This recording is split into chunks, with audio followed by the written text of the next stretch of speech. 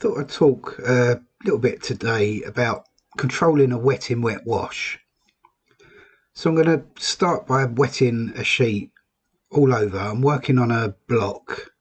It's 15 by 11 and I've put some masking tape around the edge just so I get that nice clean look. And it also makes it a little bit easier for framing as well. And so bring in quite a bit of water, cover the whole sheet completely. So get a fair amount of water on there, make sure the whole thing's completely covered.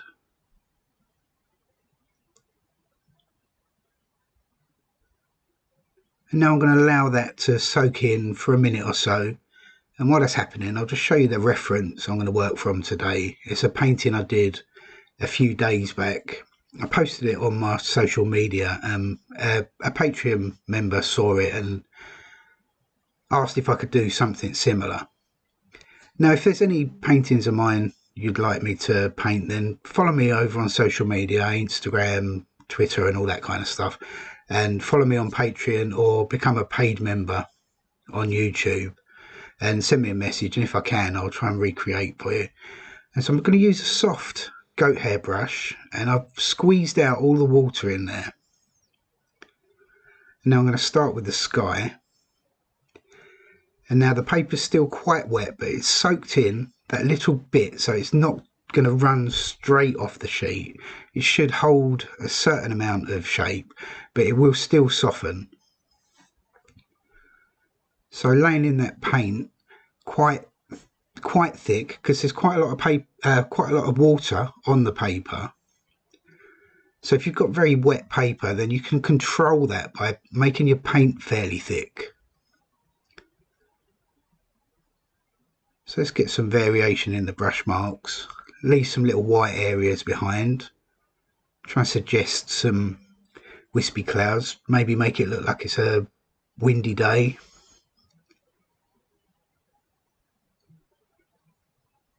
So varying that mixture. Now there's not a lot of water in my brush at all. It's a very soft brush and it holds quite a lot of water, but because I squeezed it out onto the tea towel there, and then laying in fairly thick paint, it holds its own. It doesn't run down the paper too much. Now I've got my board at about 20 degrees and the paint still isn't, it's not running away. Now if I tried to paint straight on, as soon as I put the water on the paper, it would have run down too quickly, but giving it that few seconds to soak in and then also squeezing the water out of the brush means I can control that paint to a certain degree anyway. I mean, it's always going to run around a little bit, but that's the effect that we're after anyway. So I've laid in some light red and some raw sienna into there as well. Let's go back into that blue, pick up some of that grey that I've still got in the palette from another painting, so I can get some darker cloud shapes in there now, a little bit more ultramarine in there and some burnt sienna. So I've made quite a dark blue-grey. Now the paper's still damp, hasn't dried off too much. It's dried off a tiny little bit, so I'll start to get some little broken edges at the top there, but that's quite nice little effect as well. I can lay some of that in over the top of that blue, and it will start to run together and soften. Let's drop a little bit of Payne's grey in there as well.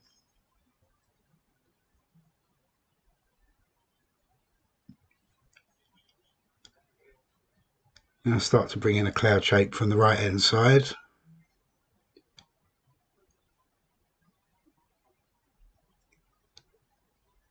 And now still haven't got too much water in the brush. So really I'm working with the water that's still in the paper. And I should get some nice soft cloud shapes. Make the shape slightly smaller and more horizontal down towards the horizon. They can be larger and more vertical towards the top. Let's pick up a little bit more ultramarine, a bit of burnt sienna.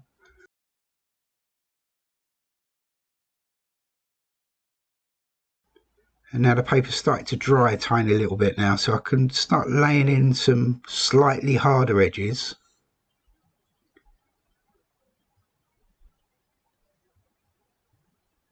And so it's all about timing, really. I can work over an area and then I can allow that to dry, and I can start getting some slightly harder edges.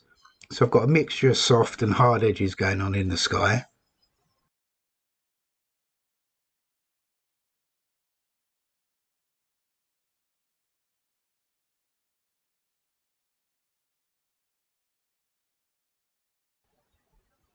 So just rinse the brush off, pick up a little bit of raw sienna and a little bit of viridian now. So I can start working on the land.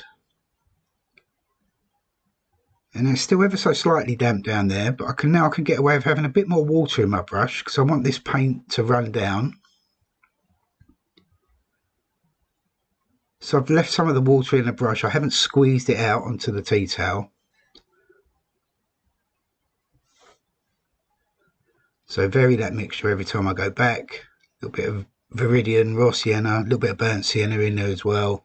Some of the greys in the palette. Now this paint's a little bit wetter than what I laid down into the sky, so it's going to be running down a little bit now.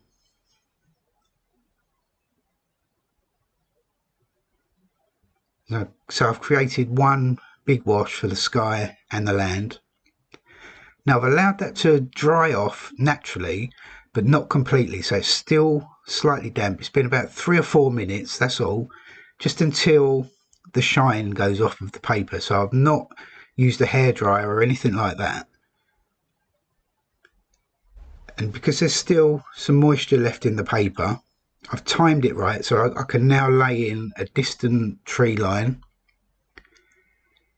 And where I've laid that in, it started to spread out ever so slightly, not too much. If I tried to lay this in straight away, it would have run down and mixed in with that land. But because I've waited 3 or 4 minutes, and like I said, just till the shine goes off of the paper, I can lay this in and it's holding its shape, but still softening and becoming part of that first wash. Now I've touched some burnt sienna into that blue, a bit of cobalt in there as well. And I can start adding some trees that are a little bit closer, cutting across the field.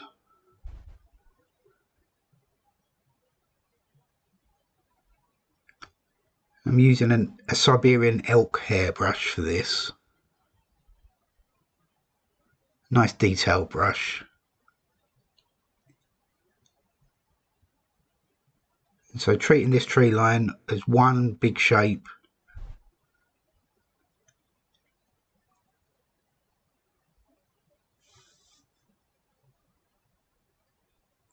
So keeping it very simple. Everything in this painting really is silhouettes and suggested shapes. Let's lay some darker paint in at the bottom of there.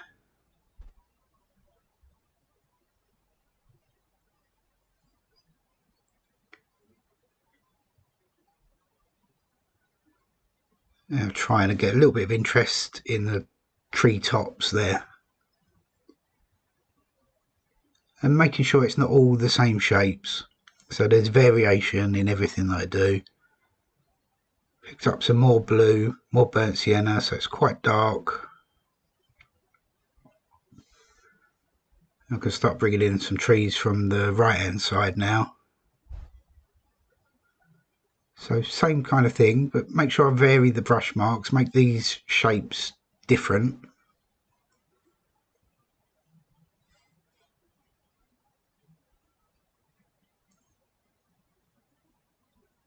And there's still a tiniest little bit of moisture in the paper, so I haven't completely dried it, so some areas will be soft, but it still enables me to get the tiny little hard edges, tiny little bits of dry brush happening as well, and it all helps to add texture.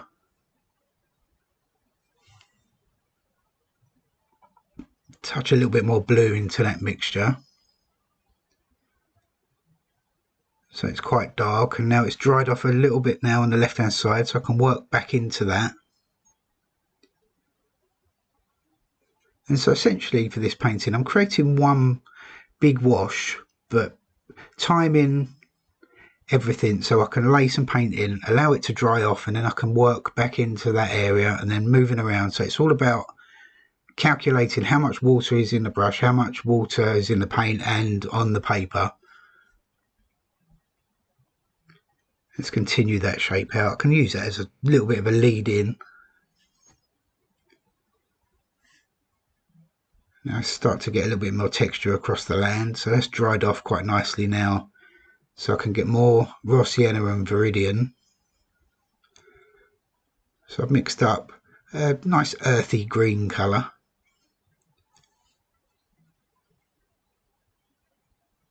Now I can touch some of that into that tree line, and I want some of that to run down into this second part of this wash.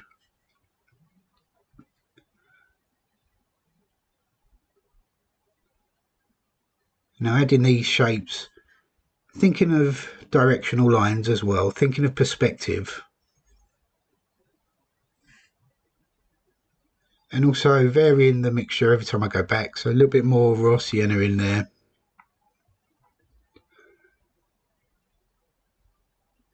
And allowing all these shapes to touch together and to slightly blend together in places. Let's switch back to the larger brush, so a bit more viridian in there, a little bit more raw sienna.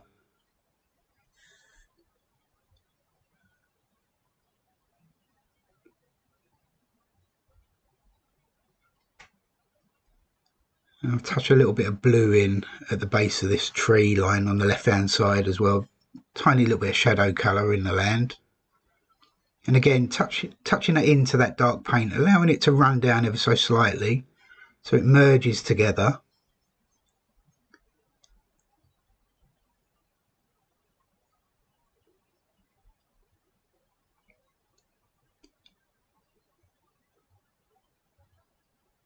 Let's mix up some more green.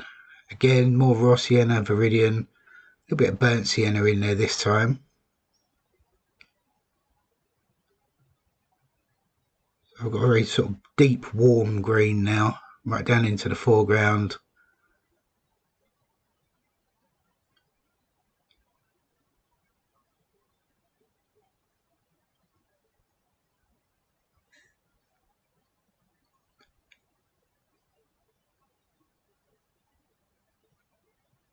Go back to the smaller brush now, and I can start adding a few directional marks into the land. And thinking of perspective. And it helps lead the eye into the picture.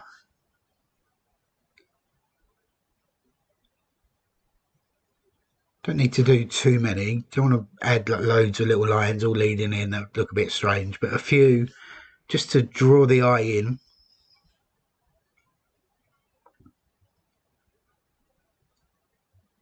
Let's mix up some dark paint now, so some burnt sienna and ultramarine. Now that's almost black, and now these tree lines have started to dry. They've dried enough now that I can work back in. Touch some real strong dark in there now.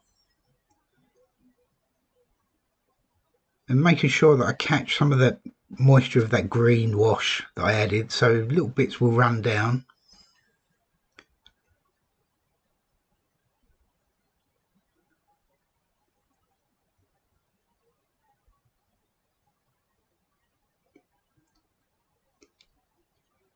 Let's drag some of that across the land as well. And same on the left hand side. So building up shadow areas in these trees, leaving some areas light as well, helps to create the illusion of depth and three-dimensional shapes. And again, touching some of that in where it's still wet across the land.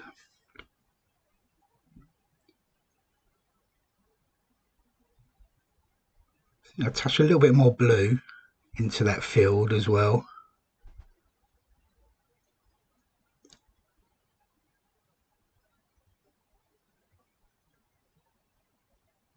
Now I've lost those directional lines, so I can re-establish those ever so slightly. Now I think I need it to be dry. So again, I haven't used a hairdryer, but I've allowed it to dry for about 3 or 4 minutes, and I can start adding the suggestion of the poppies in the field. Now it's pretty much neat light red, which is a Winsor Newton colour. Other manufacturers do make it. Some call it English red, I think, or something along those lines. It's quite an earthy red.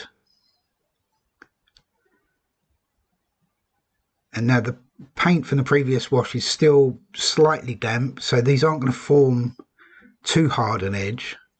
But if I want a hard edge, I can lay the paint in very thick. Like down here in the foreground, these shapes should hold their own. And if I add a tiny little bit more moisture into my brush, I can make them soften. So again, it's about knowing how much moisture is in the paper, how much moisture is in the paint and the brush at all times. And it's something it's quite a difficult thing to explain. It really does come from practice and getting to know your medium.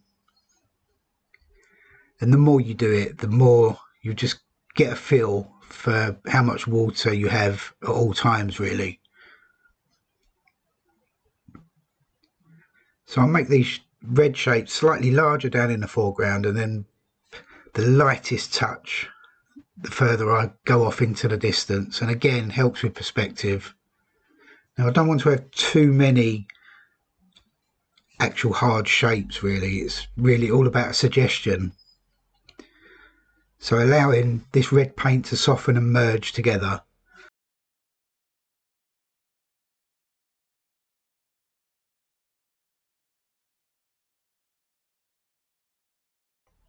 Now I'm using very, very light touch with the brush. I swap back to the elk brush and really just dab in the paint. Let's pick up some very thick paint now. I can lay some very thick paint just down in the foreground. Get those few little hard edges that I want. And then everything else can be very soft. Let's drag some of that dark paint in there now, and I've mixed up a very sort of deep red, brown. Flick some little areas up.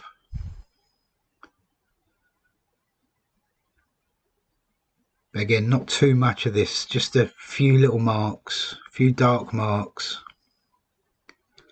to give the impression that it's a poppy field, essentially.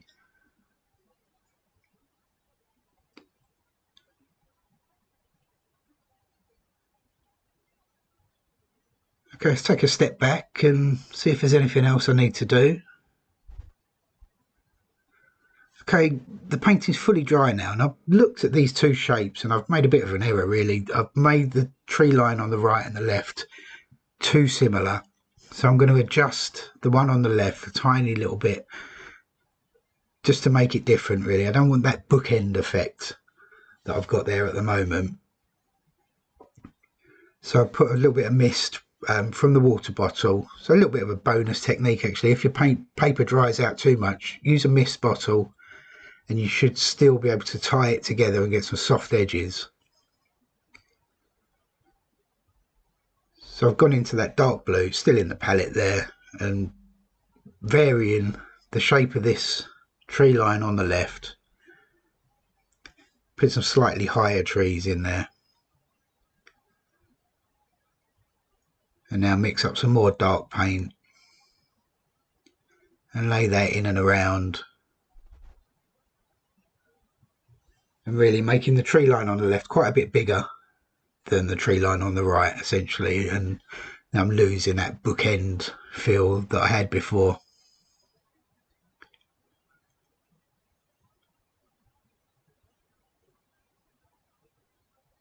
I don't often correct a painting. More often than not will go with whatever happens, but sometimes when it's like this, it's a simple fix, then it's worth doing.